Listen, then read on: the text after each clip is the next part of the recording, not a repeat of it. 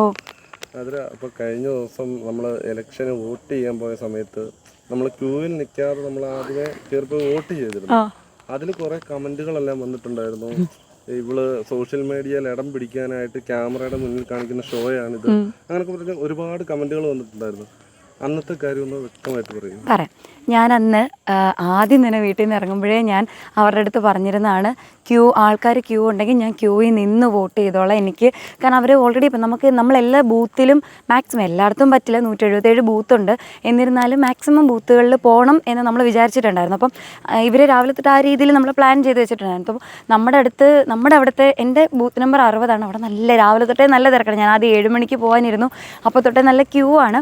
അപ്പോൾ തിരക്ക് കുറയുമ്പോൾ നമുക്ക് പോകാം, ക്യൂ ഉണ്ടെങ്കിൽ നിന്ന് കയറിക്കോളാമെന്ന് ഞാൻ പറഞ്ഞു. കാരണം എനിക്കറിയാമായിരുന്നത് ഉറപ്പായിട്ടും നമ്മുടെ നാട്ടിൽ പ്രശ്നമില്ല, കാരണം നമ്മുടെ നാട്ടിൽ നമ്മളെ അറിയാവുന്നവരാണ്, ഈവൻ നാട്ടുകാരടക്കമാണ് അവിടെ വെച്ച് പറഞ്ഞത്.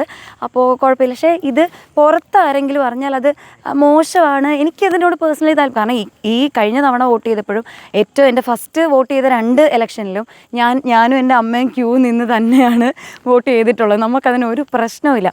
അപ്പോൾ ഇത്തവണയും അതുപോലെ തന്നെ ഞാനവിടെ ക്യൂ നിന്നതാണ്. പക്ഷേ അന്നേരം അവർ അകത്ത് പോയി അവിടുത്തെ പ്രിസൈഡിങ് ഓഫീസറോട് ചോദിച്ചു. അപ്പോൾ അവരിതുപോലെ നമുക്ക് പോകേണ്ടതാണെന്ന് അവർക്ക് അറിയാവുന്നതുകൊണ്ട് അവർ പറഞ്ഞു. അപ്പോൾ ഓൾറെഡി നമ്മൾ നിൽക്കുമ്പോൾ തന്നെ എൻ്റെ അപ്പുറം ഇപ്പുറം നിൽക്കുന്നത് നമ്മളെ അറിയുന്നവരാണ്, നമ്മുടെ നാടാണല്ലോ, നമ്മളെ അറിയുന്നവരാണ്. അപ്പോൾ അവർ പറയുന്നുണ്ട്, മോളെ നിൽക്കണ്ട, നീ പോയി ചെയ്തിട്ട് പോക്കോ. ഞാൻ പറഞ്ഞില്ലേ ചേച്ചി, ഞാൻ നിന്നോളം, എനിക്ക് കുഴപ്പമില്ലാന്ന്. അപ്പോൾ അതും കഴിഞ്ഞിട്ടാണ് ഇവർ പോയി.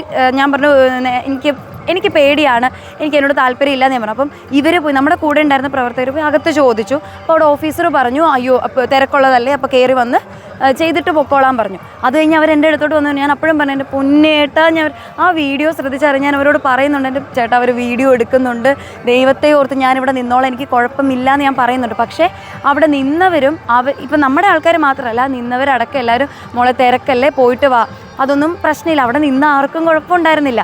ഈവൻ ദോ ഞാൻ പറഞ്ഞതാണ് വേണ്ടാന്ന്, എന്നിട്ടും അത് അങ്ങനെ. പക്ഷെ അത് ആളുകളെ എനിക്ക് തെറ്റു പറയാൻ പറ്റില്ല, കാരണം അവർ പറയുന്നത് ശരിയല്ല. എത്ര ആളുകൾ അവിടെ നിൽക്കുമ്പോൾ ഞാൻ കയറി പോകുന്നത് ശരിയല്ല. അതെനിക്ക് നല്ല ബോധ്യമുള്ളതുകൊണ്ടാണ് ഞാൻ വേണ്ടാന്ന് ആദ്യമേ പറഞ്ഞത്. പക്ഷേ ഇതാണ് കാരണം, ഇതായിരുന്നു, നമുക്ക് എല്ലായിടത്തും ഓടി എത്തണം, കാരണം നമ്മൾ മാക്സിമം ബൂത്തുകളിൽ പോകണം എന്നുള്ളത് കൊണ്ടാണ് അങ്ങനെ ആദ്യമേ പോയി ചെയ്തത്. അല്ലെങ്കിൽ കുഴപ്പമില്ലായിരുന്നു. പക്ഷേ എന്തോ അതങ്ങനെ വരാനിരുന്നതാണ്, അങ്ങനെ വന്നു.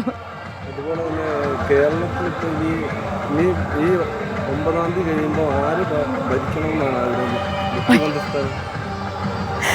അത് അങ്ങനെ ചോദിച്ചാൽ എനിക്ക് ഉത്തരം ഇല്ല തൽക്കാലം. കാരണം ഇപ്പം നമ്മുടെ ഇലക്ഷൻ കഴിഞ്ഞു. ഓൾറെഡി ഇലക്ഷന് മുന്നേ ആണെങ്കിൽ നമുക്കൊരു വിഷയെങ്കിലും പറയാമായിരുന്നു. ഇപ്പം ഇലക്ഷൻ ഓൾറെഡി ജനവിധി കഴിഞ്ഞു. അപ്പോൾ എന്താ പറയുക, ജനങ്ങൾ ഓൾറെഡി തീരുമാനിച്ച് വെച്ചിട്ടുണ്ട്. ഇനി നമുക്കതൊന്ന് അറിഞ്ഞാൽ മാത്രം മതി. അപ്പോൾ ആരായിരുന്നാലും നന്നായിട്ട് ഭരിക്കട്ടെ എന്നേ പറയാനുള്ളൂ. ഇപ്പം ഇതുവരെ ഉള്ളതിൽ കൂടുതലായിട്ട് ജനങ്ങൾക്ക് വേണ്ടിയിട്ട് ഇപ്പോഴും ഞാൻ എടുത്തു പറയുന്നത്, സാധാരണക്കാരായിട്ടുള്ള ജനങ്ങളെയും കൂടെ പരിഗണിച്ചുകൊണ്ട് ആര് മുഖ്യമന്ത്രി ആയിരുന്നാലും നല്ല രീതിയിൽ ഭരിക്കട്ടെ, അത്രേ ഉള്ളൂ.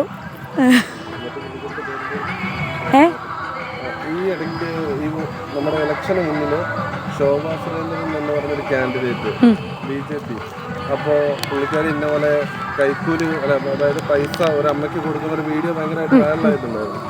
അത് വന്നിട്ട് ഇപ്പം മറ്റ് കാൻഡിഡേറ്റ്സിനെ അതെങ്ങനെ ബാധിക്കുന്നു എന്ന് തോന്നിയിട്ടുണ്ടോ? ബാധിച്ചതായിട്ടൊന്നും തോന്നുന്നു? അങ്ങനെ തോന്നുന്നില്ല.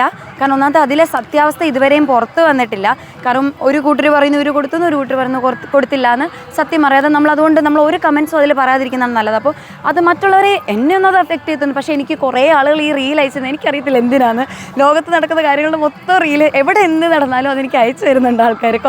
കുറേയൊക്കെ കാണും, കുറേയൊന്നും കാണാൻ നേരം കിട്ടില്ല. പക്ഷേ ഇതിൽ ഈ സമാനമായിട്ടുള്ള തരത്തിൽ ഒരു അനുഭവം എനിക്കും ഉണ്ടായിട്ടുണ്ട്. അതെന്താണെന്ന് വെച്ചാൽ എനിക്കിപ്പോഴും ഉറപ്പൊന്നുമില്ല. പക്ഷേ ഇതുപോലെ ഒരു ആൾ നമ്മുടെ നിശബ്ദ പ്രചാരണത്തിൻ്റെ അന്ന് രാവിലെ നമ്മുടെ വീട്ടിൽ വന്നിട്ടുണ്ടായിരുന്നു. ഒരു അമ്മയും 2 കുഞ്ഞുങ്ങളും. അപ്പോൾ അവർക്ക് വേറൊന്നുമല്ല, അവരുടെ ഹസ്ബൻഡിന് ഓപ്പറേഷനൊക്കെ കഴിഞ്ഞിരിക്കുന്നതാണ്, ഇളയ കുഞ്ഞിനും വയ്യാത്തതാണ്.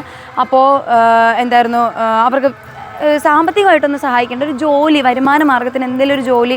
ഞാൻ ചോദിച്ചു, ഇവർ അതായത് ഐമനം ഗ്രാമപഞ്ചായത്തിലാണ്. അപ്പോൾ ഇത്രയും ദൂരത്തുനിന്ന്, എൻ്റെ വീട് ഏറ്റുമാനൂർ പുന്നത്തറയിലാണ്, ഇത്രയും ദൂരത്തെ രാവിലെ വന്ന് ഞാൻ ചോദിച്ചു എൻ്റെ വീട് എങ്ങനെയാണ് മനസ്സിലാവും. അപ്പം അത് ഓട്ടോക്കാർ തന്നതാണ് എന്നൊക്കെ പറയുന്നു. അപ്പോൾ എന്തായാലും ഞാൻ പറഞ്ഞു ചേച്ചി എനിക്കിപ്പം ഹെൽപ്പ് ചെയ്യാൻ പറ്റില്ല, കാരണം നമ്മൾ ഇലക്ഷൻ ഇതിലാണ്, നമുക്ക് പ്രോട്ടോക്കോളുണ്ട്, അപ്പോൾ എനിക്കിപ്പോൾ ഒന്നും ചെയ്യാൻ പറ്റില്ല. ആഫ്റ്റർ ഇലക്ഷൻ ചേച്ചി എന്നെ വിളിക്കുക, അപ്പോൾ ഞാൻ എനിക്ക് പറ്റുന്ന രീതിയിൽ ഇപ്പോൾ എനിക്കറിയുന്ന ആരെങ്കിലും വഴി ചേച്ചിക്ക് എന്തെങ്കിലും ഒരു ജോലി പോരെ, അപ്പോൾ അങ്ങനെ ഹെൽപ്പ് ചെയ്യാം എന്ന് പറഞ്ഞു. ശരിക്കും ആൾ എൻ്റെ അടുത്ത് ചോദിച്ചു വന്നതെന്ന് വെച്ചാൽ ആൾക്ക് ലോട്ടറി വിറ്റിട്ട് ഇത് വേണം, അപ്പോൾ ലോട്ടറി വാങ്ങാനുള്ള പൈസ കൊടുക്കാമോ എന്നാണ് എൻ്റെ അടുത്ത് ചോദിച്ചത്. ഞാൻ പറഞ്ഞു എനിക്കിപ്പോൾ ഒന്നും നിർവാഹമില്ല, ചേച്ചിക്ക് എന്തെങ്കിലും ഒരു വരുമാന മാർഗ്ഗം മതിയെങ്കിൽ ഇത് കഴിയുമ്പോൾ ഞാൻ എന്നെക്കൊണ്ട് പറ്റുന്ന രീതിയിൽ ഹെൽപ്പ് ചെയ്യാൻ നോക്കാം, അത് കഴിയുമ്പോൾ ഒന്ന് അവിടെയുള്ള പ്രവർത്തകരുമായിട്ട് ബന്ധപ്പെടുവോ അല്ലെങ്കിൽ എൻ്റെ നമ്പർ ഞാൻ കൊടുത്തു വന്നിട്ട് എന്നെ ഇത് കഴിയുമ്പോൾ വിളിച്ചാൽ മതി എന്ന് പറഞ്ഞിട്ട്. പക്ഷേ ഇന്ന് ഈ നേരം വരെ എന്നെ വിളിച്ചിട്ടില്ല ആരും. അപ്പോൾ അങ്ങനെ അവർ ആവശ്യക്കാരാകുമ്പോൾ ഡെഫിനറ്റ്ലി വിളിക്കില്ല. അപ്പോൾ ഞാൻ അവിടെ ഐമനം ഗ്രാമപഞ്ചായത്തിൽ നമ്മുടെ പ്രവർത്തകരെ വിളിച്ചിട്ട് ഇവർ പറഞ്ഞ്, അപ്പോൾ അതിൽ എനിക്ക് സംശയം വരാൻ കാരണം വെച്ചാൽ ഞാൻ ആളുടെ നമ്പർ ചോദിച്ചപ്പോൾ ആൾ നമ്പർ തരുന്നില്ല, ആളുടെ അഡ്രസ്സ് ചോദിച്ചപ്പോൾ അവർക്ക് അറിയില്ല. അതായത് അവരിപ്പോൾ ഇവിടെ വാടകയ്ക്ക് താമസിക്കാൻ വന്നതാണ്, 3 മാസം എങ്ങാണ്ടായുള്ളൂ, അപ്പോൾ ആ വീട്ടിലെ അഡ്രസ്സ് അറിയില്ല എന്നും പറയുന്നു. അപ്പോൾ ഇത് ഭയങ്കര ഒരു ക്വസ്റ്റ്യൻ മാർക്കായിട്ട് ഇങ്ങനെ ഇരിക്കുന്നു. അപ്പം അവരെന്നോട് പൈസയുമാണ് ചോദിച്ചത്. അപ്പം അത്യാവശ്യക്കാരായിരുന്നെങ്കിൽ ഇപ്പോൾ ഇതിനോടകം എന്തായാലും വിളി വന്നേനെ. ഞാൻ അതിൻ്റെ കൂടെ അവിടെയുള്ളൊരു പ്രവർത്തകൻ്റെ നമ്പറും കൊടുത്തു, ഇനി എന്നെ വിളിച്ചിട്ട് കിട്ടിയില്ലെങ്കിലോ എന്ന് ഓർത്തിട്ട്. അപ്പം അത്രയൊക്കെ, കാരണം ആ കുഞ്ഞുങ്ങളെ കണ്ടുകൊണ്ടാണ് എനിക്ക് ആ ഇളയ കുഞ്ഞിനും ഹാർട്ടിന് വാൽവിന് ഇഷ്യൂ ഉണ്ടെന്ന് പറഞ്ഞപ്പോൾ എനിക്കൊരു വിഷമം തോന്നി. കാരണം നമ്മളുടെ അടുത്ത് ഒന്നിലേലും ആ ചേച്ചിക്ക് എൻ്റെ അടുത്താണല്ലോ വരാൻ തോന്നിയെന്ന് വരെ ഞാൻ ഓർത്തു. പക്ഷേ ഇതെല്ലാം കഴിഞ്ഞ് ഇപ്പോൾ അന്ന് വൈകിട്ടാണ് ഈ ശോഭ ചേച്ചിയുടെ ഇഷ്യൂ നമ്മുടെ ന്യൂസിൽ അറിയുന്നത്. അപ്പോൾ ഇതെല്ലാം കൂടെ കൂട്ടി വായിച്ചപ്പം അന്നും ഞാനിങ്ങനെ വിചാരിക്കുന്നില്ല, കാരണം ചേച്ചി നമ്മളെ വിളിക്കുമല്ലോ എന്ന് വിചാരിച്ചു. പക്ഷേ ഇന്ന് ഈ നേരം വരെ ആൾ വിളിച്ചിട്ടില്ല. അപ്പം എനിക്കറിയില്ല ഇനി ഇവിടെയും അങ്ങനെ ഒരു കാര്യം നടന്നതാണോ, എനിക്ക് ഉറപ്പൊന്നുമല്ല കേട്ടോ, ഇതെൻ്റെ അസംഷനാണ്. പക്ഷേ ഇങ്ങനൊരു സംഭവം ഉണ്ടായിട്ടുണ്ട്. അപ്പോൾ അതുകൊണ്ട് ഒരു അതിൽ ഞാൻ മറ്റേതിൻ്റെ കാര്യത്തിൽ നമുക്ക് സത്യാവസ്ഥ പുറത്ത് വരാതെ ഒരു കമൻറ്റ് പറയുന്നത് ശരിയല്ല. എന്നെ അങ്ങനെ ആ ഒരു ഇൻസിഡൻറ്റ് എന്നെ എഫക്റ്റ് ചെയ്തിട്ടൊന്നുമില്ല. പിന്നെ അതുപോലെ തന്നെ ഇപ്പോൾ ഈ പാർട്ടിയിൽ BJP വന്നത് ഇതുപോലെ എന്താ ഒരു മീഡിയയിൽ കയറി പറ്റുക, അല്ലെങ്കിൽ ഒരു സെലിബ്രിറ്റി സ്ഥാനം, അങ്ങനെ ഒരു ഇതിൽ കമൻറ്റുകൾ ഒരുപാട് വരുന്നുണ്ട്. അങ്ങനെയാണെങ്കിൽ ചേട്ടാ, ഞാൻ ഇപ്പം ഏകദേശം കച്ചേരി ചെയ്യാൻ തുടങ്ങിയിട്ട് ഇപ്പം 18 വർഷം 19 വർഷത്തോളം ആവുന്നു. 19 വർഷമായി. ഈ കഴിഞ്ഞ ഒക്ടോബർ കച്ചേരിയല്ല, ക്ഷമിക്കണം, പാട്ട് പഠിക്കാൻ തുടങ്ങിയിട്ട് 19 വർഷമായി. കച്ചേരി ചെയ്യാൻ തുടങ്ങിയിട്ട് 10 വർഷത്തിന് മേലെയായിട്ടുണ്ട്. ഈവൻ ഡാൻസും അത്രയും തന്നെ ആയിട്ടുണ്ട്. അപ്പോൾ എനിക്ക് ആ തരത്തിൽ എങ്ങനെ വേണമെങ്കിലും ആ ഒരു ഇൻഫ്ലുവൻസർ എന്നുള്ളൊരു ടാഗ് ലൈനിലോട്ട് വരായിരുന്നു. ഇനി ഒന്നും വേണ്ട, ഞാൻ 2019 തൊട്ടാണ് ഇൻസ്റ്റാഗ്രാമിൽ അത്യാവശ്യം എന്താ പറയുക, അത്യാവശ്യം കുറച്ച് ഫോളോവേഴ്സൊക്കെ ആയത്. ആ സമയത്തും എനിക്ക് നമ്മുടെ സോ കോൾഡ് ഇൻഫ്ലുവൻസേഴ്സിൻ്റെ ആ ഒരു പാറ്റേൺ ഉണ്ടല്ലോ, ലൈക്ക് വൈറൽ റീൽസ് ചെയ്യുക, അല്ലെങ്കിൽ ആ കൈൻഡ് ഓഫ് കുറേ രീതികൾ അത് ഫോളോ ചെയ്യാമായിരുന്നു. ഈ പറഞ്ഞ ഒരു മീഡിയ പ്രസൻസിന്, അല്ലെങ്കിൽ ഒരു ഇപ്പോൾ എന്താ പറയുക, ഒരു സെലിബ്രിറ്റി സ്റ്റാറ്റസിലോട്ട് പോകാനാണെങ്കിൽ എനിക്ക് ഇപ്പുറത്തെ സൈഡിൽ ഇഷ്ടം പോലെ മാർഗ്ഗങ്ങളുണ്ടായിരുന്നു. ഈവൻ ഞാൻ കുറേ എന്താ പറയുക കുഞ്ഞു കുഞ്ഞു ഷോർട്ട് ഫിലിംസിൽ അങ്ങനെയൊക്കെ. അപ്പോൾ അതുപോലെ ഞാൻ നിർത്തിയത് എൻ്റെ ജോബുമായിട്ട് റിലേറ്റഡ് ആയിട്ടാണ്. അപ്പോൾ എനിക്ക് കുറച്ചുകൂടെ എന്താ പറയുക, എൻ്റെ കച്ചേരി കാര്യങ്ങൾ അങ്ങനെ കൊണ്ടുപോകണം ഒരു സൈഡിൽ കൂടെ. പിന്നെ എനിക്ക് ബിസിനസ്സിനോടായിരുന്നു കുറച്ചുകൂടെ എനിക്ക് താല്പര്യം, കാരണം എൻ്റെ പാഷൻ നമ്മുടെ ഒരു ഇതാണ്. അപ്പോൾ ആ രീതിയിൽ കൊണ്ടുപോകണം എന്നായിരുന്നു. ടീച്ചിങ്ങും എനിക്ക് ഇഷ്ടമായിരുന്നു, അതുകൊണ്ടാണ് ടീച്ചിങ്ങിന് പോയത്.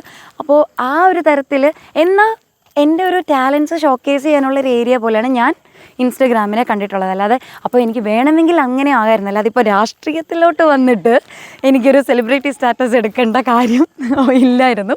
അപ്പോൾ അവിടെ തന്നെ പ്രത്യേകിച്ച് എനിക്ക് വേറെ കമൻ്റൊന്നും പറയാനില്ല. ഓക്കെ, ശരി.